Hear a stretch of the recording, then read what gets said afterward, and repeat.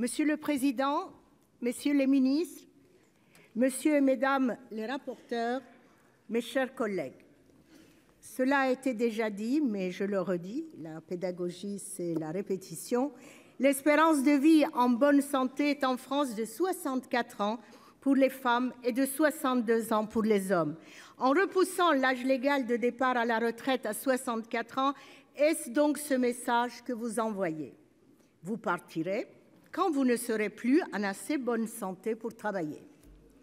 Avec cette réforme, vous dessinez un projet de société déshumanisant. Vous rêvez d'une société qui travaille toujours plus pour produire toujours plus. Vous êtes dans la rentabilité, la compétitivité, au lieu d'être dans la solidarité, la coopération et enfin la vie simplement. Et loin de sauver la retraite par répartition, vous la fragilisez et vous ouvrez la voie à la retraite par capitalisation. Après tout, dites-vous que ce sont 2 années dans une vie. Mais 2 années, c'est 730 jours de trop pour un homme ou une femme ayant attendu sa retraite comme une délivrance après des décennies de dur labeur. Bien sûr, quand on travaille par passion et par conviction, sans s'épuiser à la tâche, on ne compte pas son temps. Voilà sans doute pourquoi nous sommes si nombreux dans cet hémicycle à avoir dépassé les 64 ans, n'est-ce pas? Ne peut-on admettre que quand on travaille par nécessité et dans l'effort permanent, on voit la retraite comme une libération et le commencement d'une vie nouvelle? Encore faut-il que cette seconde vie, on puisse la mener dignement. Le 10 janvier dernier, Madame la Première ministre disait, je cite, « Une vie de travail doit garantir une retraite digne ». Et ce gouvernement de vanter une réforme revalorisant la pension des salariés au SMIC jusqu'à 1 200 € brut s'ils ont cotisé toute leur vie. Avez-vous conscience qu'avec l'inflation actuelle, 1 200 € ne permettront jamais à quiconque de vivre, mais au mieux de survivre? Savez-vous seulement combien pourront en bénéficier? Monsieur le ministre du Travail donne chaque jour des chiffres différents. Dès lors qu'il faudra justifier d'une carrière complète, cotisée à temps plein au SMIC, les femmes, comme toujours, seront les premières lésées. Elles représentent 80% des salariés à temps partiel et pour la plupart suspendent un temps leur carrière en raison de leur maternité.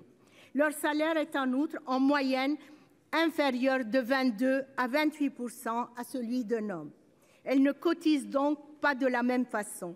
Pour certaines, atteindre le bon nombre d'annuités requis reviendrait à partir à l'âge de 67 ans. De quoi se moque-t-on? Vous comptez sur la droite sénatoriale pour vous accorder une légitimité parlementaire. Je déplore pour ma part qu'il n'y ait pas eu de poursuite des débats ni de vote à l'Assemblée nationale. Vous en êtes en partie responsable en ayant eu recours à l'article 47-1 de la Constitution. Sachez en tout cas qu'une opposition de gauche est bien présente dans nos rangs au Sénat, moins bruyante, mais présente, oui, et prête à débattre jusqu'au bout.